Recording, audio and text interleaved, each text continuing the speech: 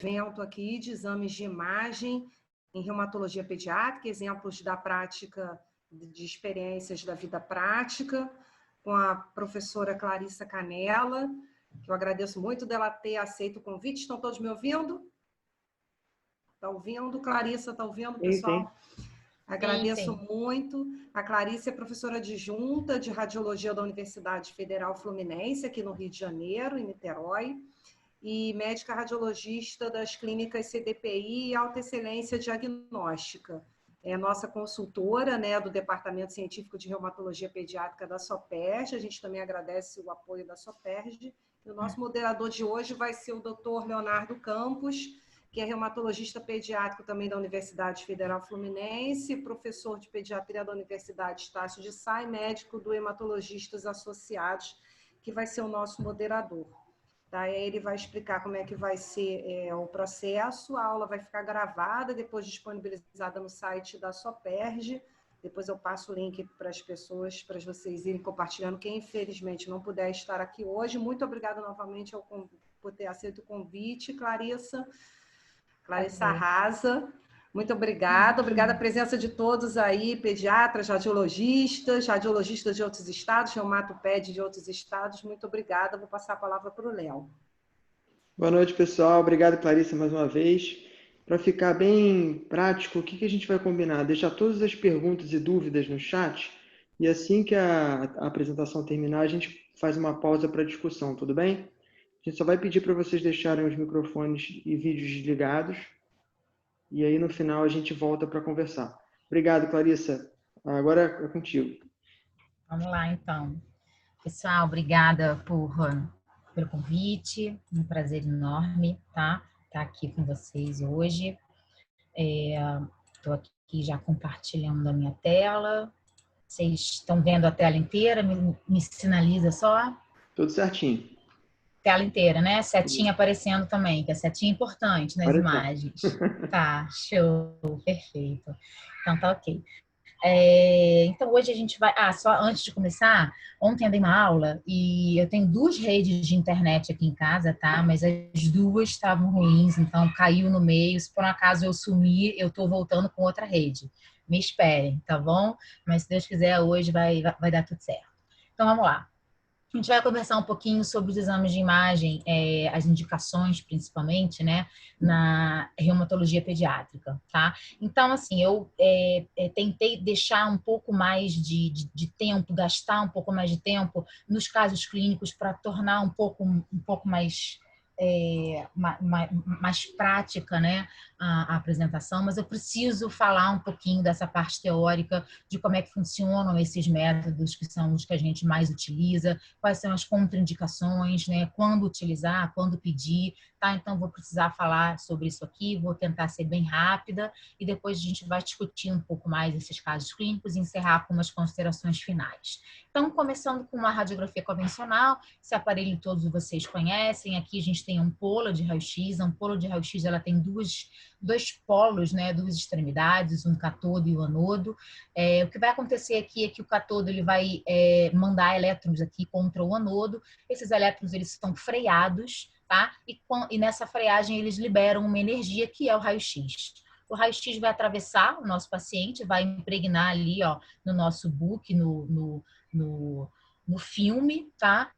E dependendo da densidade da estrutura que esse raio-x passar, ele vai dar aqui diferentes tons de cinza na nossa imagem, tá? Então é assim que a gente adquire a imagem na radiografia convencional. Ele é um método rápido, de baixo custo, fácil acesso, né? Praticamente todos os hospitais hoje em dia têm um aparelho de raio-x. A gente usa diferentes incidências e essas incidências elas são padronizadas em todos os lugares do mundo, né? Então, se eu falar que eu quero uma incidência dorso-palmar, uma inclinação radial ou uma inclinação lunar do punho, por exemplo, isso vai ser feito em qualquer lugar do mundo. A gente fala a mesma língua quando a gente está falando de radiografia convencional. Isso é uma vantagem do método, né? É um excelente método para avaliar a cortical óssea. Então, lembrando que a gente vai dividir a cortical é aquela parte onde tem mais cálcio, aquela parte mais que reveste o osso, e a medular, a parte, né, de dentro. Essa parte da medular óssea a gente não consegue ver bem na radiografia convencional, a gente só vai conseguir ver isso na ressonância magnética, tá? E o raio-x, ele costuma ser um bom método para avaliar alterações um pouco mais crônicas, alterações como esclerose óssea, como erosões ósseas, então o edema ósseo, alterações de tenossinovite, tendinopatias inflamatórias, tudo que está relacionado a edema, inflamação, eu não consigo ver muito bem com o raio-x, eu preciso do ultrassom ou da ressonância, tá? As desvantagens, utiliza radiação, isso é uma grande desvantagem, principalmente aqui no meio pediátrico, né? Ele é unidimensional, então imagina, eu vou projetar a minha mão, essa estrutura 3D com vários ossinhos em um plano só, então eu tenho várias sobreposições de estrutura, isso atrapalha muito a avaliação, e acaba sendo um método bem difícil da gente interpretar. E ele é limitado para todo o resto. Então, medular óssea, a gente não consegue ver bem, tá? A medular óssea. E partes moles, seja ela qual for. Tendões, músculos, bursa, cartilagem, tá? Eu acho que tem alguém com o áudio. Isso, já fechou. Léo fechou, provavelmente, né? Tá, então vamos lá. Seguimos. Relacionado ao ultrassom, a ultrassonografia. Então, ó, dentro dessa sonda, a gente tem cristais piezoelétricos, tá? Esses cristais, eles emitem essas ondas sonoras que são aqui representadas em branquinha, tá? E... acho que foi. Vou botar aqui, ok.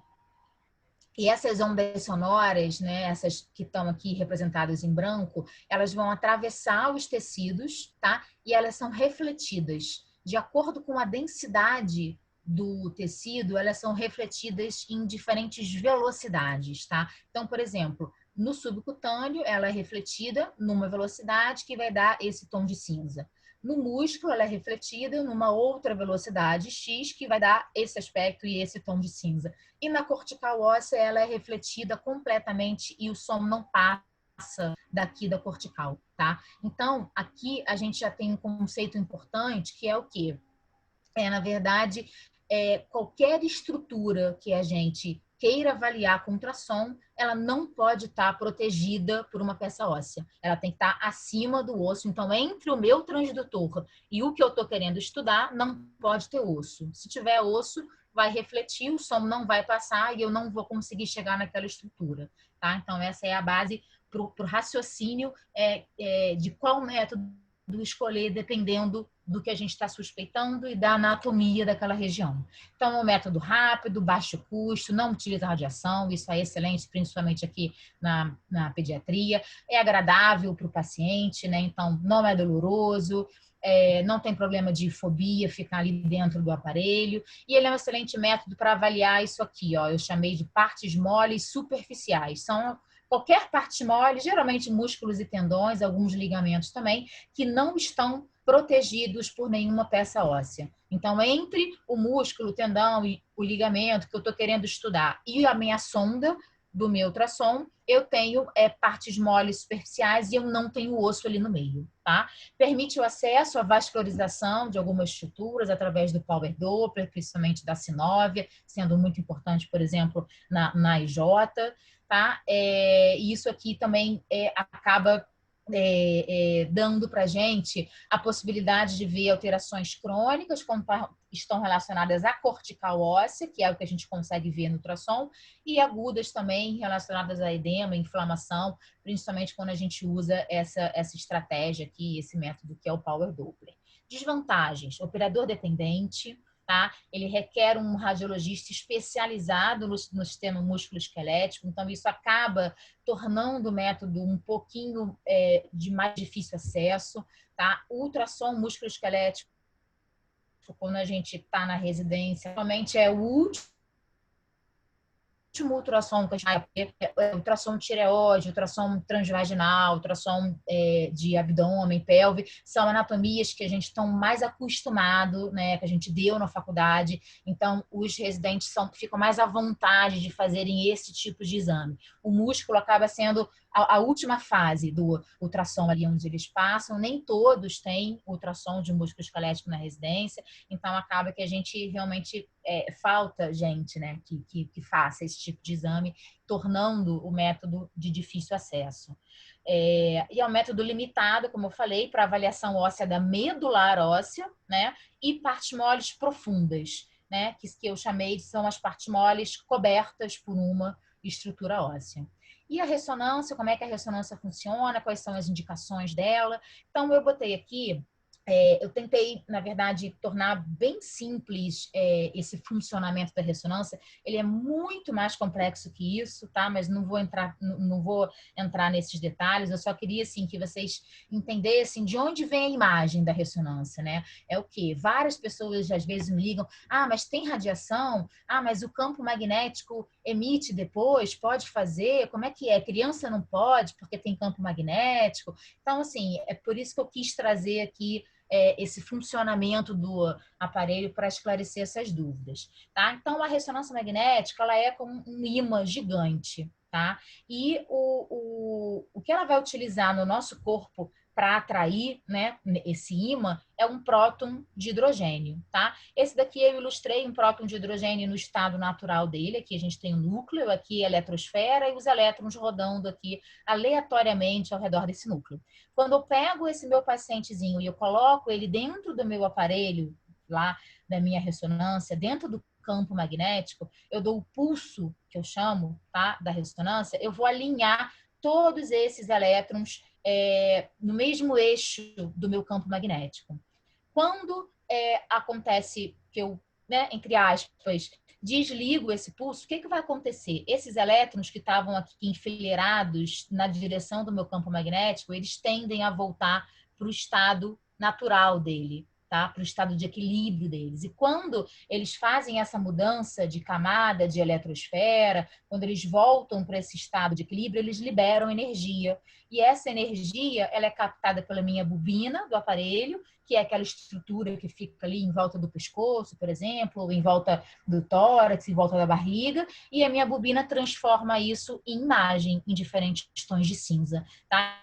Então, é dessa energia daqui, dos elétrons, que surge a imagem da ressonância magnética. Só que é um pouco mais complexo que isso. Por quê? Imaginem só, a gente tem aqui, ó, essa molécula de gordura e essa molécula de água. A molécula de água é H2O. A molécula de gordura, olha quantos carbonos tem aqui, olha como é complexa essa gordura, né? Então, o que vai acontecer? A energia que essa gordura vai liberar vai ser numa velocidade muito menor do que a energia que a água vai liberar, que é uma molécula muito mais simples. Então, isso influencia também. Não é só a energia que essa molécula libera, mas é a velocidade e a interação dessa molécula com outros fatores externos. Tudo isso vai influenciar para os meus diferentes tons de cinza na ressonância, tá? E por isso é que a ressonância, ela tem a capacidade de diferenciação tecidual, que a gente chama. Então, pela ressonância, eu consigo avaliar as diferentes sequências, né, da ressonância magnética, que é isso aqui, e ó, justamente isso ponderado em T1, ponderado em STIR, em T2, tá? Tudo isso vem basicamente, né, grosseiramente falando, dessa diferença de velocidade e intensidade com que as moléculas liberam essa energia e ela é captada e transformada em imagem, tá? E por isso eu consigo avaliar essas sequências e dizer, não, olha, isso daqui tá preto no T1, tá branco no T2 com expressão de gordura, isso é água. Isso daqui é melanina, isso daqui deve ser um tecido mais fibroso, isso daqui provavelmente é um granuloma, isso é calcificação. Então, avaliando as diferentes sequências, eu sei como cada estrutura se comporta em cada uma delas e eu consigo essa diferenciação tecidual que a ressonância nos dá, tá? Eu só vou mostrar para vocês, só por curiosidade, como é que a gente reconhece as duas principais sequências básicas que a gente usa para avaliar as alterações aqui dentro da reumatologia, tá? Isso aqui é para lesões de músculo esquelético da reumato. Se a gente está falando, por exemplo, de tumores pediátricos, já são outras sequências, outras coisas bem mais complexas. Então, essa é uma sequência ponderada em T1. Como é que eu sei isso? A gordura é branca e o líquido dentro da articulação é preto, tá? Isso aqui é uma sequência ponderada em T1, gordura branca, líquido preto, e é uma sequência para ver alteração estrutural. Então, eu não vejo edema, mais que o raio-x vê, por exemplo, como erosões, esclerose, irregularidade na interlinha articular. Essa é uma sequência com supressão de gordura, tá? Ela tem vários nomes diferentes. Ela serve mais ou menos para a mesma coisa, só que ela tem nomes diferentes. Então, T2 com supressão de gordura, STIR, densidade protônica com supressão de gordura. Elas são a mesma coisa. Como é que a gente reconhece essa sequência? Gordura preta, líquido branco. Aqui o líquido dentro desse tendão, o líquido aqui dentro dessa articulação. Essa sequência é uma sequência que a gente usa para ver edema e inflamação. Tudo o que está branco nessa sequência é líquido, tá? E essa é a sequência mais importante que a gente tem, por exemplo, para ver uma entesite na coluna, para ver uma sacroileite na sacroiliaca. Tá? Então, essa sequência ela tem que constar, né, no nosso protocolo, quando a gente vai avaliar alguma doença reumatológica, e ela é utilizada isso, edema e inflamação, tá? Vantagens da ressonância, não utiliza radiação, então, tranquilamente pode fazer sem nenhum problema, é um método multiplanar, né? Então, lembra que eu falei que o raio-x, ele projeta aquela estrutura 3D da mão numa estrutura, num exame unidimensional? Aqui na ressonância isso não acontece, né? Assim como na tomografia também, a gente tem aquelas imagens 3D, né? É um método multiplanar. A gente tem uma excelente resolução. Isso aqui, ó, a força do nosso aparelho. Então, a gente tem no mercado hoje aparelhos de meio Tesla, 1 Tesla, 1,5, 3. Quanto maior o Tesla, maior a força do campo magnético, mais resolução vai ter a minha imagem, tá? Excelente método para avaliar tudo. Ele avalia a parte óssea, tanto a cortical óssea, quanto a medular óssea, quanto as partes moles, independente da localização onde ela está, ou superficial ou profunda, tá? Vê alterações agudas e crônicas, né, nas sequências ponderadas em T1 e no STIR, como eu mostrei, e tem aquela capacidade, ó, que eu já expliquei, que é a diferenciação tecidual. Desvantagens: alto custo, tá? Não é só o alto custo do aparelho, é o alto custo para manter aquele aparelho, contratos de manutenção são caros, então, muitas vezes a gente já viu, tem a ressonância no hospital X, ela quebra, fica às vezes um ano para poder consertar, porque não tem contrato de manutenção, tá? O exame é longo, parcialmente desconfortável, já é desconfortável para os adultos, quem dirá para as crianças, então é um método que a gente tem que ponderar bastante, né? Principalmente aqui na reumatopediatria, quando for pedir. Os protocolos não são padronizados, então essas sequências que eu mostrei, T1, STIR, T2 com supressão, varia de acordo com a clínica. Cada clínica tem o seu protocolo para cada doença que a gente vai estudar. Isso não é uniforme no mundo todo, né? E isso, às vezes, atrapalha a avaliação, por exemplo, que eu possa fazer de um exame de fora, que não use as sequências que eu utilizo. Isso pode acontecer, tá? Contraindicações relativas e absolutas, eu vou passar por essas contraindicações só para vocês saberem quem não pode fazer ressonância, porque isso aqui, esse conhecimento, ele tem que ser tido ali no nosso raciocínio, de o que eu vou avaliar, é agudo ou é crônico, aonde está essa estrutura, é parte mole superficial, é parte mole profunda, então essas contraindicações elas têm que entrar no raciocínio para saber se, no caso aqui, aquela criança pode fazer ou não. Contraindicações absolutas: marca-passo cardíaco, implante coclear, fragmento metálico no globo ocular e clipes metálicos cerebrais. Hoje em dia, os clipes cerebrais, basicamente todos, são compatíveis com o campo magnético, porque qualquer estrutura metálica que entre dentro da sala da ressonância magnética, ela é atraída pelo meu magneto, ela é atraída pelo aparelho e ela fica lá grudadinha. Então, por exemplo, o marca-passo, ele pode desregular quando ele entra no campo magnético. O implante coclear, ele também pode ser atraído pelo campo magnético e pode deslocar. Uma prótese metálica aqui, por exemplo, um aparelho ortodôntico, ele também pode ser atraído, né, pelo meu magneto e deslocar e fazer algum dano tecidual ali ao redor, tá? Contraindicações relativas: as válvulas cardíacas, elas têm que ser compatíveis com materiais não metálicos, compatíveis com o campo magnético, clipe de aneurisma, a mesma coisa, o PAF, então alguma criança que tenha alojado, né, um estilhaço metálico no corpo, a gente pede para fazer um raio-x, levar o raio-x para eu ver onde está esse PAF, e a gente vai sempre ponderar esse exame. Então, é um PAF que está alojado ali no tecido subcutâneo, por exemplo, da perna, já tem muito tempo, deve ter fibrose ao redor. Então, se esse PAF se mexer, o dano não vai ser tão importante. Agora, é um PAF que está alojado ali perto da borda cardíaca, a gente já vai ter um cuidado maior em fazer esse exame ou não. Né? A maquiagem definitiva funciona mais ou menos como a tatuagem, né? Eu acho que isso não se aplica na pediatria, pelo menos eu espero que não, mas tem louco para tudo nesse mundo, né? Enfim, só por curiosidade, maquiagem definitiva ou tatuagem, principalmente aquelas que têm pigmento vermelho, elas têm estrutura metálica na tinta e elas podem borrar no campo magnético, tá? Elas podem esquentar e pode borrar a tatuagem. Então, isso é uma coisa que o paciente ele tem que estar ciente também.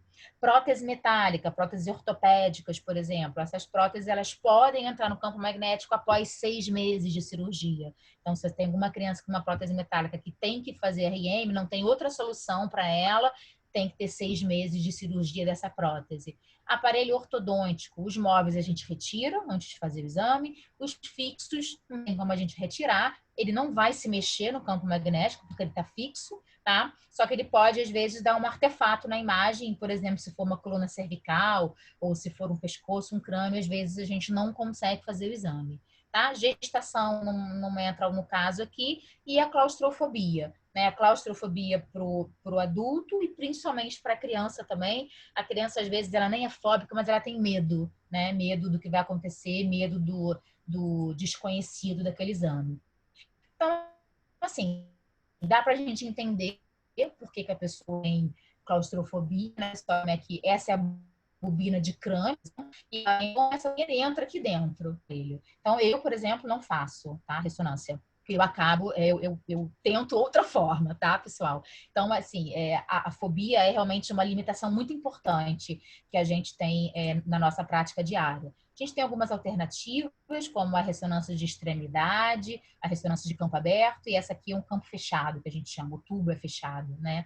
O que acontece é que essas ressonâncias de extremidade e campo aberto, o Tesla é menor, tá? É meio Tesla, 1 Tesla, e às vezes, dependendo do que a gente vai estudar, não tem uma resolução adequada ou suficiente. Os exames da reumato, eu procuro não fazer em aparelhos de extremidade ou campo aberto. Eu acabo realmente preferindo o campo fechado, tá?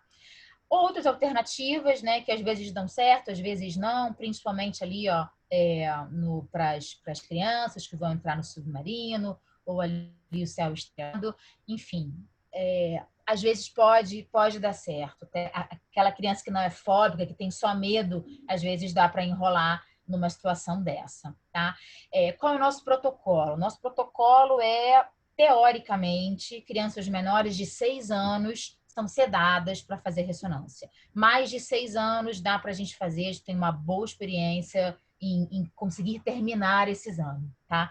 Mesmo os menores de 6 anos, o Léo está aqui, que não me deixa mentir, vários outros reumatos aqui do Rio também, Flávio, enfim, faço alguns exames para eles, e eu sempre tento fazer o exame antes, mesmo na criança menor de 6 anos, eu tento fazer sem sedação. Converso com a família, geralmente a mãe me liga antes, a gente combina. Então, por exemplo, essa criança tinha 4 anos, essa mãe entrou na sala, levou lá uns bichinhos, contou uma historinha para ele durante o exame, a gente conseguiu terminar esse exame, inclusive, sem ter que repetir nenhuma sequência, tá? Então, é possível, sim, a gente só informa a família que pode ser que a criança mexa muito, a gente tem que suspender esse exame. Às vezes é válido a tentativa, tá?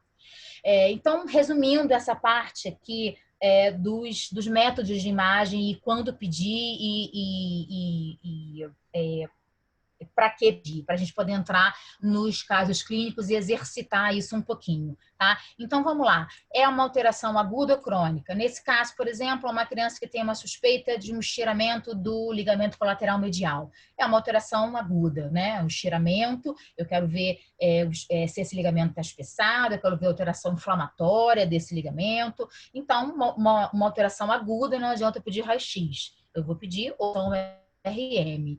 Aonde está anatomicamente esse ligamento? Ele está protegido por uma peça óssea, né? Então, ele é aqui, ó, partes mole superficiais. Então, eu consigo botar o meu transdutor do ultrassom ali e ter acesso facilmente, ter janela acústica, que a gente chama, isso chama-se janela acústica, para eu poder ver bem esse ligamento. Não existe nada ósseo entre o meu transdutor e o meu ligamento, tá? Então, aqui a indicação seria 100% ultrassonografia.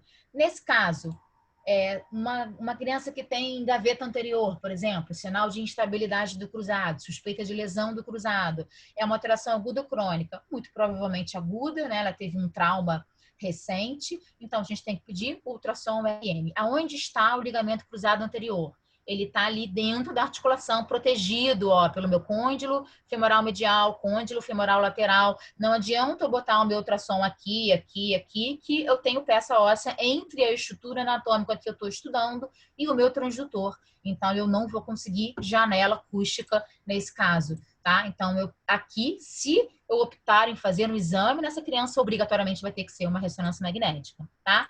Uma outra situação, por exemplo, uma criança que tem uma lesão palpável na tuberosidade anterior da tíbia, sem alteração inflamatória, só aquela lesão endurecida. Então, a gente já vai pensar ou no osso gutiláter ou no núcleo de ossificação não fusionado. É uma alteração aguda ou crônica? Talvez só crônica, talvez só uma sequela, ela não tem alteração inflamatória no momento, né? Então, aonde está a Tati? A Tati está aqui, né? Ela é totalmente superficial, não existe nada ósseo entre ela e o meu transdutor. Então, eu posso analisar isso com ultrassom? Posso, se eu quiser ver alteração aguda e crônica, mas se eu só estiver procurando alteração crônica, a radiografia convencional é o método mais barato, mais simples, e ele vai resolver minha vida, tá? Nesse caso, se tem lesão palpável na tuberosidade anterior da tíbia com sinal flogístico, então eu também preciso analisar a alteração aguda. Então, eu preciso ou do ultrassom ou do RM. E aí, o que vai acontecer aqui é que é uma estrutura superficial, eu tenho janela acústica, eu vou pedir, obviamente, ultrassom. É muito mais barato, muito mais inócuo, não faz o menor sentido fazer ressonância nesses casos, tá? Então, eu trouxe aqui, na verdade, esses resumos só para ilustrar como é que tem que ser esse raciocínio, e a gente vai tentar agora exercitar isso dentro das condições da reumatologia pediátrica que a gente selecionei junto com o Adriano, tá? Então, vamos lá para os casos. Essa criança... Ih, eu não estou nem conseguindo... Ah, pronto. Sexo masculino, 11 anos, tá? É uma lesão na topografia da tuberosidade anterior da tíbia, sem alteração inflamatória. Então, é o caso que a gente acabou de ver, tá? Só para exemplificar como é que vai ser.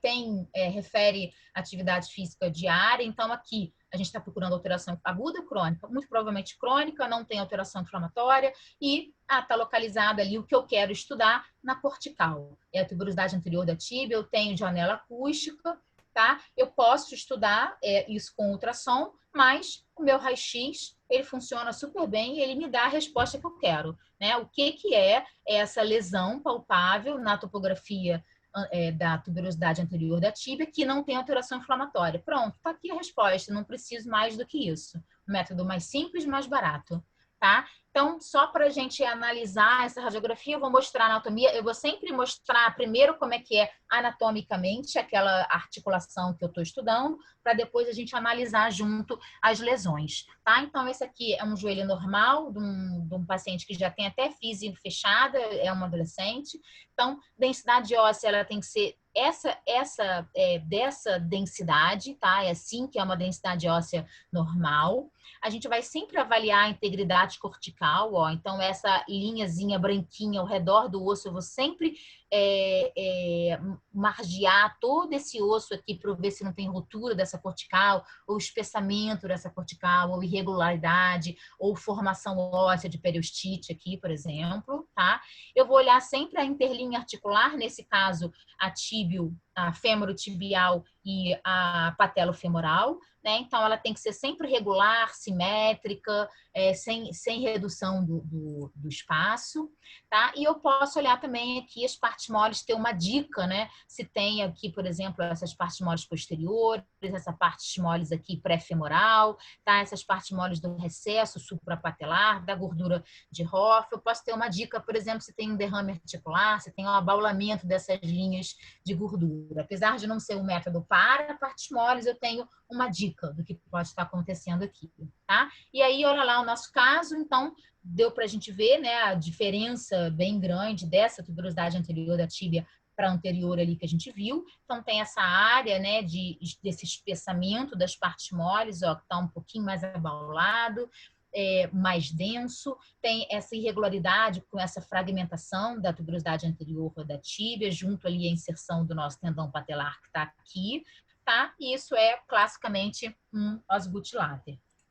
Tá? E se eu quiser ver alteração inflamatória, se eu quiser também a informação de se existe alteração inflamatória aqui, o que eu vou pedir para essa alteração aguda? O ultrassom ou a ressonância? Obviamente o ultrassom, não tem o menor sentido pedir RM, eu consigo resolver o meu problema e responder a minha pergunta com 2 métodos que são muito mais simples e muito mais baratos. Tá? Então, só para ilustrar aqui para vocês a patela, o tendão patelar e essa coisa toda fragmentada, olha como é que é a cortical no ultrassom. Ela tem que ser branquinha e lisinha, assim. Olha como é que tá essa cortical, toda irregular, né? Com essas áreas, parece de erosão. Então, isso aqui é a tuberosidade anterior da tíbia fragmentada, tá? Aqui a gente tem entesopatia. Quando eu jogo ali o meu Power Doppler, eu vejo essas áreas hipervascularizadas ao redor da tuberosidade, que é a alteração inflamatória associada nesse osgutláter aí, mais agudo provavelmente. 16 anos, tá? Ele tem no exame anterior, a gente já sabe que esse adolescente tem osteocondrite dissecante do joelho, tá? Estava estável aparentemente e há 2 meses ele começou com dor. Então, o que a gente está querendo ver?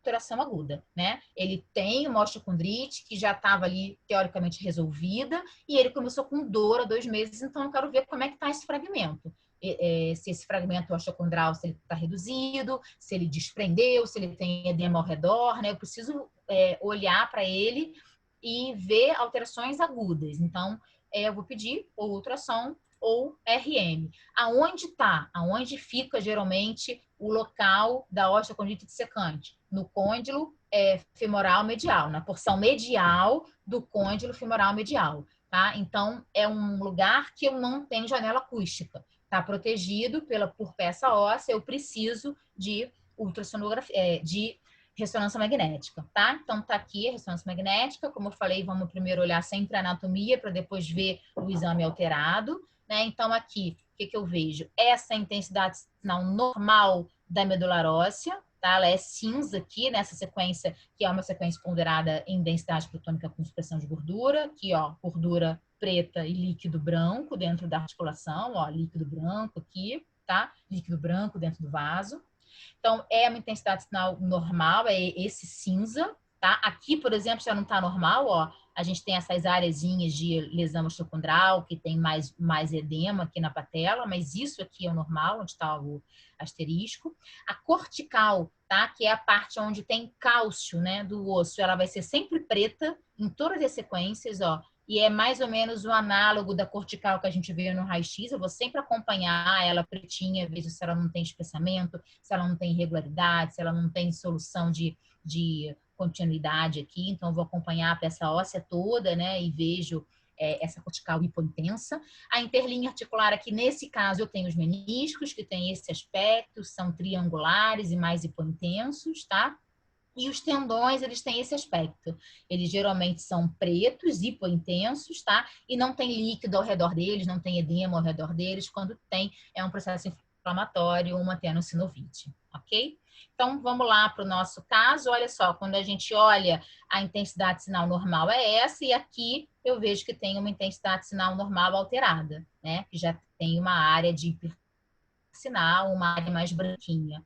E aí, quando eu vou olhar a minha cortical, acompanhar toda a minha cortical ao redor desse joelho, eu vejo que tem essa área com esse fragmento osteocondral, que é a osteocondrite dissecante desse paciente. Então, eu vejo aqui o fragmento osteocondral no côndilo femoral, eu consigo ver que ao redor do fragmento tem essa área de edema, tem essa alteração inflamatória, tá? Que é um sinal de mau prognóstico nesse caso, e pode ser responsável pela dor, né? E na ressonância, eu consigo avaliar esses critérios de instabilidade. Então, eu vejo se tem edema ao redor, eu vejo se tem alteração cística junto desse fragmento, se tem lesão da cartilagem junto dele, ou se tem líquido no interior, ó, que é aqui, vou mostrar para vocês, entre o fragmento que está aqui e o leito ósseo, ó, que é aqui o resto dessa porção do fêmur, eu tenho essa linha de líquido, essa áreazinha de líquido, que é a insinuação de líquido da articulação entre o fragmento e o leito ósseo. Isso é sinal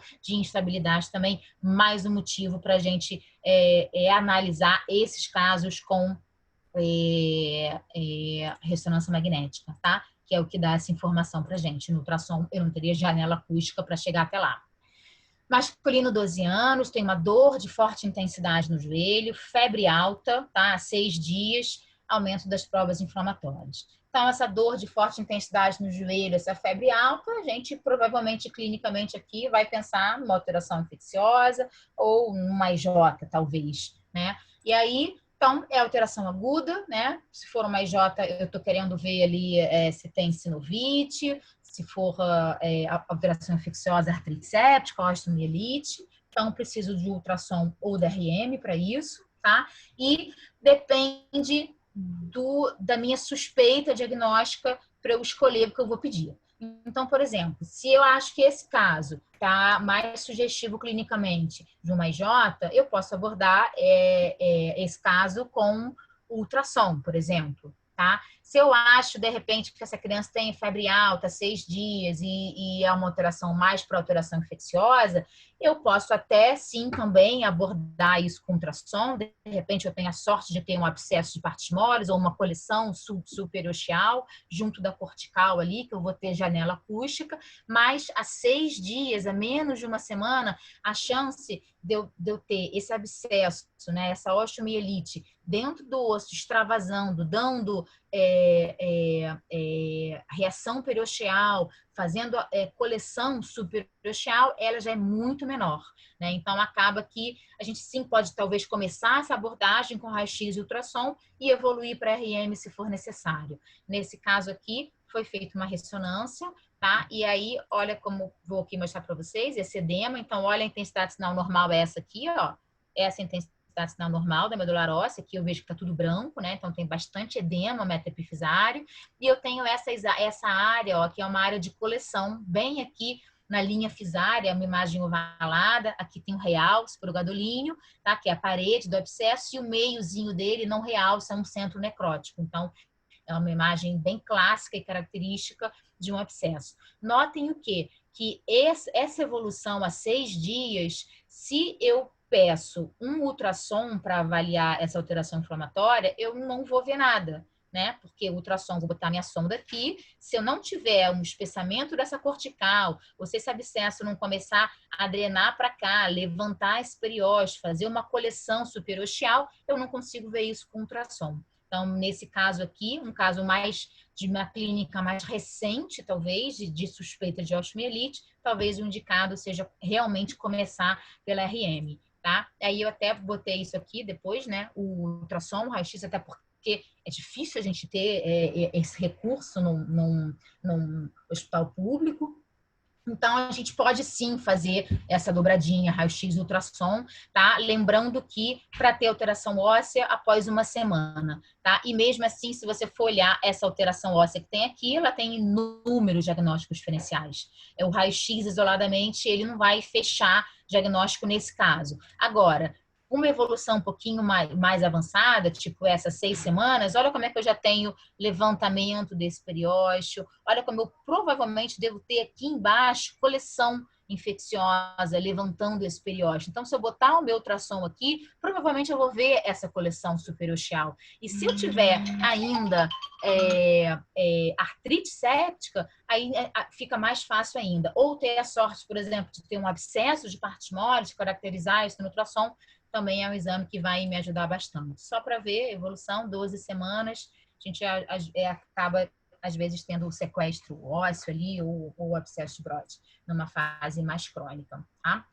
Feminino, 17 anos, poliartrite, fator reumatóide positivo, tá? E aí, nesse paciente, optou-se por fazer um ultrassom da mão direita, tá? Por quê? Poliartrite, fator reumatóide positivo, a gente vai investigar sinovite, vai investigar IJ, alteração aguda, tá? Aonde tá, no caso aqui, ó, ele tem poliartrite, mas provavelmente pediu ultrassom da mão direita por ser a mais sintomática, né? Então, a sinóvia que está na articulação dos dedos e do punho, eu tenho janela acústica, eu consigo acessar muito bem pelo ultrassom, tá? Tem algumas sinóvias que ficam um pouco mais difíceis da gente avaliar pelo ultrassom, mas dessas articulações mais periféricas a gente consegue avaliar isso muito bem e seria o exame indicado até para ver vascularização também. Deixa eu mostrar para vocês como é que é a anatomia, tá? Da articulação no ultrassom. Então, isso aqui, ó, que vocês estão vendo, é a cortical, que eu mostrei num caso já ali, que a cortical ela tem que ser bem pequena, bem regular, não pode ter nenhuma falha aqui no meio dela, nenhuma área de erosão, é assim que ela aparece. E da cortical para baixo, ó, tudo preto, não vejo mais nada, porque a minha onda acústica ali, ela não passa do osso, né? Como a gente já viu. Isso aqui é um recesso articular normal, eu tenho esse triângulozinho de gordura, ó, preenchendo o meu recesso. Tá? Aqui o subcutâneo e essa estrutura, ó, que é uma estrutura fibrilar, meio paralela aqui, é, no caso, um tendão extensor. Tá? Então, só para vocês verem uma anatomia normal dessa articulação e essa alteração dessa criança. Então, a gente tem aqui a cortical, que está relativamente preservada, e onde tem o meu recesso sinovial, olha como é que ele está distendido. Eu não tenho aquela área de gordura, aquele triângulo de gordura, mas aqui no meio, ele está todo hipoecóico, né? Essa área mais preta, a gente chama de hipoecóica, e tem, ó, várias áreas de Doppler positivo, várias áreas de vascularização dentro desse espessamento sinovial. Tá? Então, no caso aqui, é uma proliferação sinovial com Doppler positivo, modo B grau 3, PD grau 2. O que são esses modos? O modo B é o quanto de espessamento sinovial eu tenho na articulação. Ele vai de 0 a 3. Então, esse aqui é um grau máximo. Tá? E o meu PD é o grau do meu Power Doppler, é quantos foquinhos de hipervascularização eu tenho nessa sinóvia que eu estou estudando. Tá? Ele vai de 0 a 3, então esse aqui não é um grau máximo, seria um grau 2. Também não vou entrar aqui nesses detalhes dessa classificação, mas só para vocês saberem que ela existe e o que significa cada um deles, né? Modo B e PD. Tá? Aqui, proliferação sinovial, ó, aqui é o recesso suprapatelar, né, bem espessado, modo B grau 3, também com Dopplerzinho ali, grau 2. Então, um diagnóstico bem sugestivo de artrite idiopática juvenil, tá? A artrite idiopática juvenil, o ultrassom e a ressonância, ó, segundo ali o último consenso, eles são superiores ao exame clínico, então tem áreas que o reumatopediatra acha que não tem lesão e quando a gente faz ultrassom a gente vê que tem sinovite, tá? E aí, por isso, esses dois métodos hoje são utilizados para monitorar a atividade da doença, tá? E eles recomendam até, inclusive, uma avaliação por imagem periódica, tá? Resta saber que imagem, né? Que imagem eu vou escolher para cada tipo de EIJ. É isso que a gente vai conversar agora também. Então, nesse caso, dessa criança, que ela tinha poliartrite, pega mais ali, ó, as articulações mais periféricas, então tem um predomínio, né, esse tipo de AIJ com poliartrite, fator reumatóide negativo ou positivo, tem um predomínio maior de espessamento sinovial. Então, nesse caso, o ultrassom estaria super indicado, é o melhor método nesse caso, tá? Mas vamos olhar agora para esse caso aqui. feminino 15 anos, dor glútea, padrão inflamatório, bilateral, piora à direita, B27 positivo. Então, nesse caso, a gente está procurando o quê? Uma sacroleite. Né? Clinicamente, a gente está procurando uma sacroleite, uma alteração aguda, a sacroilíaca, a gente pode botar ela ali como medular óssea, não adianta, não tem janela acústica para fazer um ultrassom da sacroilíaca e avaliar, por exemplo, edema ósseo. Eu até posso pegar um pouquinho de interlinha, tá, na sacroilíaca para guiar injeção, por exemplo, mas para avaliar a medular óssea mesmo, né, o edema da medular óssea, que é o que a gente procura na sacroleite, eu não consigo fazer isso pelo ultrassom. Então, tem que pedir a RM, tá? E aí, ó, nesse caso, deixa eu mostrar a anatomia normal da sacroilíaca para vocês entenderem, né, o alterado. Então, ó, essa é a intensidade sinal normal da medular óssea, assim como o joelho, tá? Esse cinza. Cuidado, por quê? Porque a criança, ela tem essa imaturidade cartilaginosa. Então, olha como é que junto do disco, ele é um pouco mais hiperintenso. Olha como é que aqui é mais hiperintenso, como é junto da interlinha articular, junto dessa área sacral aqui, ela tem uma intensidade sinal um pouquinho mais elevada, ela é um pouco mais hiperintensa, um pouco mais branca, e ela pode simular edema, tá? Por isso que a articulação sacroilíaca da criança, do adolescente, é extremamente difícil da gente avaliar.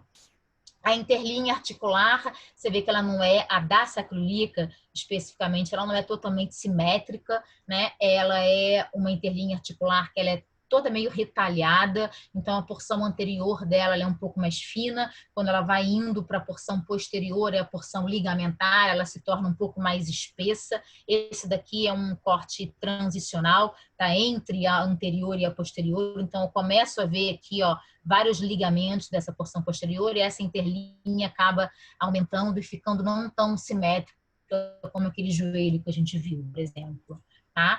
A cortical, da mesma forma do joelho, ela é hipointensa, ela tem que ser bem pretinha, margear todo o osso, sem espessamento, sem irregularidade.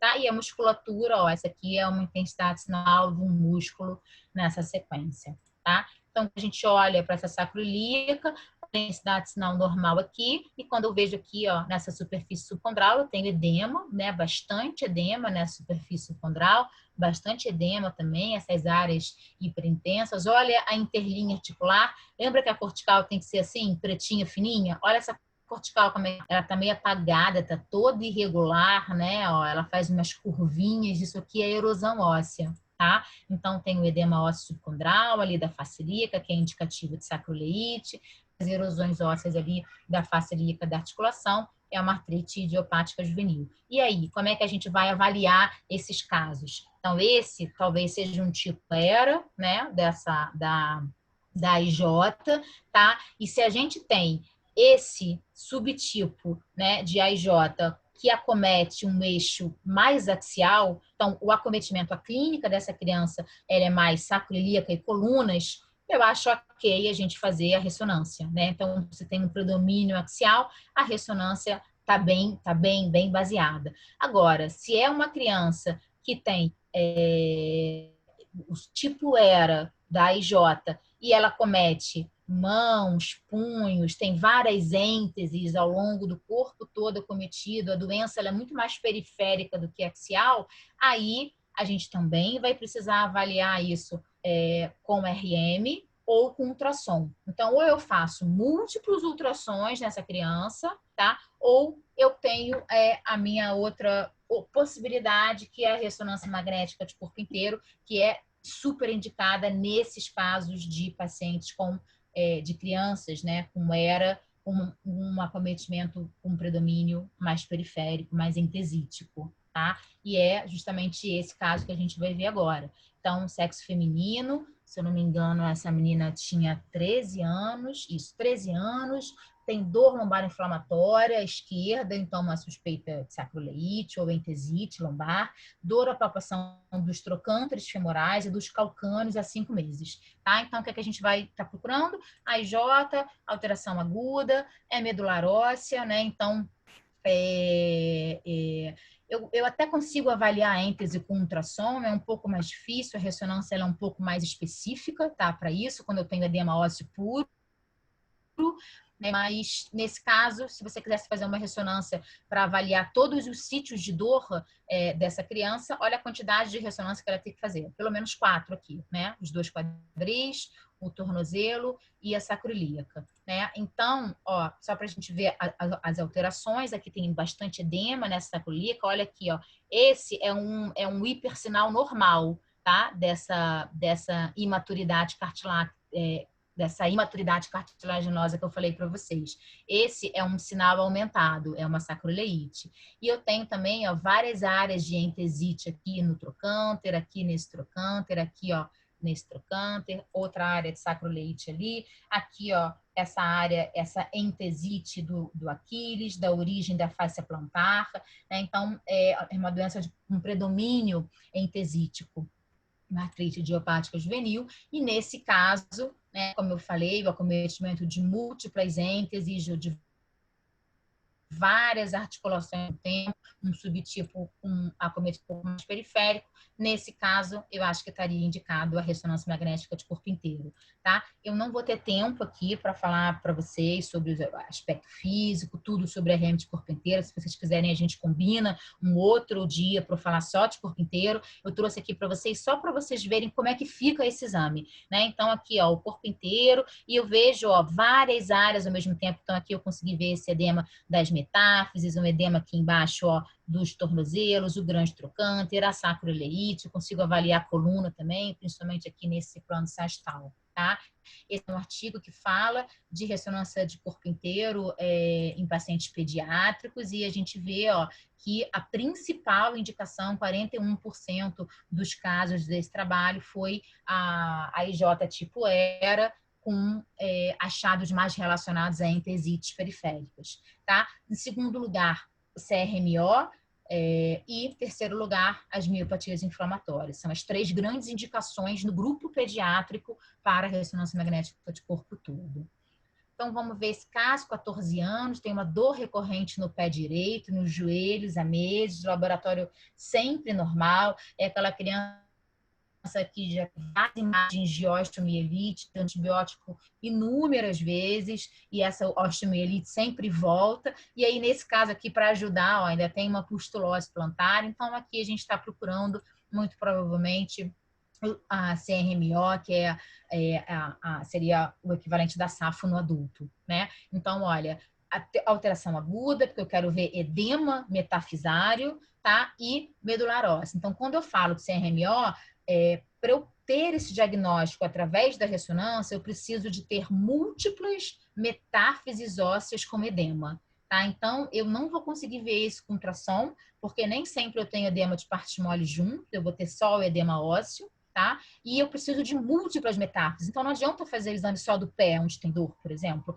ou só de um joelho. Eu preciso de ter vários, de uma visão mais ampla, para eu olhar aquele corpo todo e eu conseguir ver se tem várias metáfises acometidas preenchendo o critério. Então, esse aqui, ó, vou só mostrar para vocês, foi um caso de CRMO. Olha como a gente tem essa irregularidade, esse edema metafisário, até caprichoso no sagital, né? Parece uma bolinha. Ele foi laudado primeiramente como um osteomosteoide, muito edema ao redor, né? Bastante edema pegando essa diáfise. E aí, ó, para sorte dessa criança, no mesmo exame que ela fez só um pé de um lado, a gente viu, ó, uma outra metáfise acometida aqui também. E aí isso já quase que invalida ou torna muito difícil o diagnóstico de um osteomosteoide ou uma osteomielite com 2 focos, né? E aí a gente já abre o leque aqui para o acometimento múltiplo metafisário da CRMO. Então, edema extenso, né, na região metafisária e diafisária, acometimento de múltiplas metáfises, era um CRMO. Só para mostrar, ó, esse aqui foi o corpo inteiro dessa criança. Esse corpo inteiro, ele tá só com a janela invertida, tá, pessoal? Aqui, assim, tudo que naquele exame normal que eu mostrei para vocês antes, tudo que está preto fica branco e branco fica preto. Por quê? Porque às vezes é mais fácil para o nosso olho detectar isso aqui, ó, o preto no branco, do que o branco, que é o edema, no cinza da medular óssea. Então, às vezes, a gente inverte a janela mesmo, tá? Para ter um pouco mais de sensibilidade. na avaliação do exame. Então, ó, no caso dessa criança, a gente via, ó, metáfise do joelho, da tíbia, porção distal da tíbia, o outro pé do outro lado também tinha a mesma alteração naquele metatarso, tinha úmero também com edema, tá? Então, extremamente indicado a ressonância de corpo inteiro nessas suspeitas de CRMO, tá? Eu acho que esse é o último caso, 15 anos, rasgo cutâneo há 3 meses, fraqueza muscular, insidiosa, principalmente cintura escapular e pélvica, e ANSECAT 3000, então a gente está procurando uma miopatia inflamatória. O que eu quero ver na miopatia inflamatória? Eu quero ver o padrão desse edema e eu também quero ver a substituição dessa fibra muscular e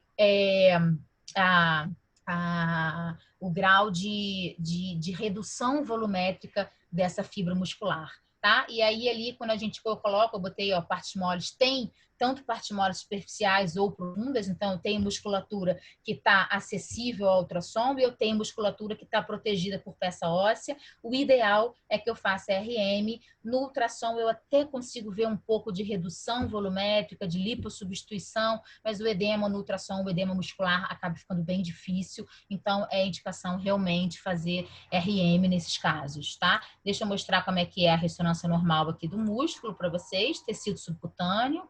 Esse é um tecido subcutâneo normal. Aqui eu tenho, ó, os grupos musculares, tá? Essa é a intensidade sinal normal do músculo. Ó, a gente vê bem bilateral e simétrico. Isso aqui são estruturas vasculares, essas áreas mais branquinhas. Aqui a cortical óssea com a medular no meio, tá? Num corte axial. E os septos intermusculares. E aí, quando a gente vai lá para o nosso exame, praticamente não tem musculatura normal, né? É até difícil aqui eu catar. Então, aqui, ó, essa também é uma intensidade sinal. Quando eu venho para cá, tá tudo, né, tomado por edema de forma bilateral e simétrica. Então, o padrão de acometimento é igual dos dois lados. Eu tenho um edema acentuado no tecido subcutâneo, com bastante irregularidade, tá? Eu tenho também esse edema perifascicular, ó, ao redor dos grupamentos musculares, aonde tem a face muscular, eu tenho distensão líquida aqui também. Tá? Então, esse é um exame com características bem sugestivas de uma miopatia inflamatória, nesse caso, uma dermatopolimiosite, que tinha alteração cutânea também. Tá? Então, a ressonância magnética de corpo inteiro na miopatia inflamatória, tanto do adulto quanto na criança, tá, pessoal? Ela é essencial. Eu preciso dar esses músculos, esses grupamentos musculares vários ao mesmo tempo, tá? Fazendo isso, então, eu consigo ver diagnóstico diferencial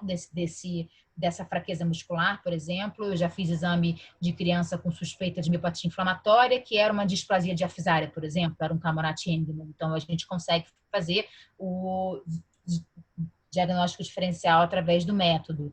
Através do padrão de edema, como esse músculo está acometido por esse edema, eu consigo sugerir se é dermatomiosite, se é polimiosite, se é miopatia de corpúsculo de inclusão no adulto, por exemplo, e ver qual é o grupamento com mais edema, que está mais brilhando, que está mais branquinho, e é o sítio para a biópsia muscular. Então, se essa criança for evoluir para uma biópsia, tem que biopsiar essa que tem mais edema. Por isso, é essencial olhar todos os grupamentos dela e escolher qual é a melhor opção.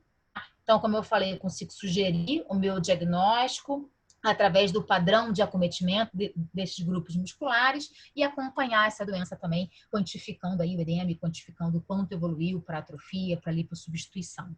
Tá? Então, encerrando aqui a nossa aula, quando eu falo de lesão precoce, entesite, sinovite, tenossinovite, o edema muscular, osteite, sacroileite, seja lá o que for, eu tenho duas opções. O ultrassom, sendo que o ultrassom ele só vai avaliar partes moles, superficiais e alguma coisa cortical óssea, medular óssea eu já não vejo, e a ressonância que vê tudo, vê cortical, vê medular óssea, vê partes moles superficiais ou profundas, mas lembrando que na pediatria a gente talvez tenha que sedar essa criança, lembrando que a gente tem contraindicações importantes, então a gente tem que dosar e ver qual é o melhor método. É um método caro, difícil acesso, então a gente tem que sempre tentar resolver o nosso problema com um método mais barato e mais acessível.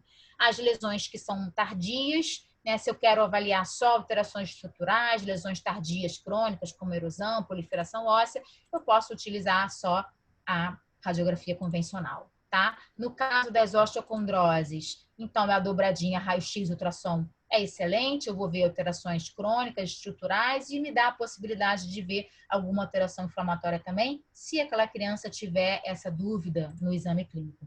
Na osteomielite, numa fase bem inicial, até uma semana, dificilmente eu vou ver alguma coisa no ultrassom, então a ressonância seria realmente o método mais indicado, mas a dobradinha raio-x ultrassom é excelente também, principalmente naquelas crianças que têm clínica há mais de uma semana. A gente pode, às vezes, se surpreender com uma coleção superosteal, com uma coleção de partimores, ou às vezes uma artrite séptica associado, que vai fechar o diagnóstico junto lá com o ultrassom. Tá?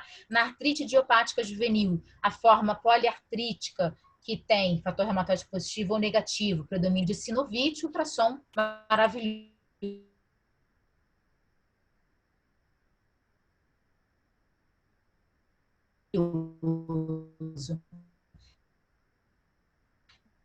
Que tem, que é tipo ERA, que tem uma completamente e que tem um predomínio de doença mais periférica, mais entesítica, a ressonância. Na CRMO,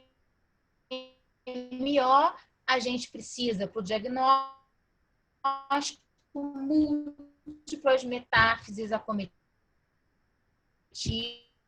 então preciso não só avaliar isso pela ressonância o corpo inteiro e na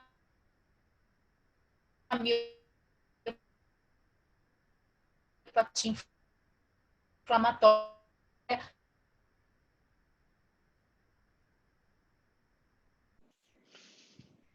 Acho que a professora Clarissa caiu ali a conexão, deve estar voltando em breve. E aí a gente continua com as respostas aí, das perguntas.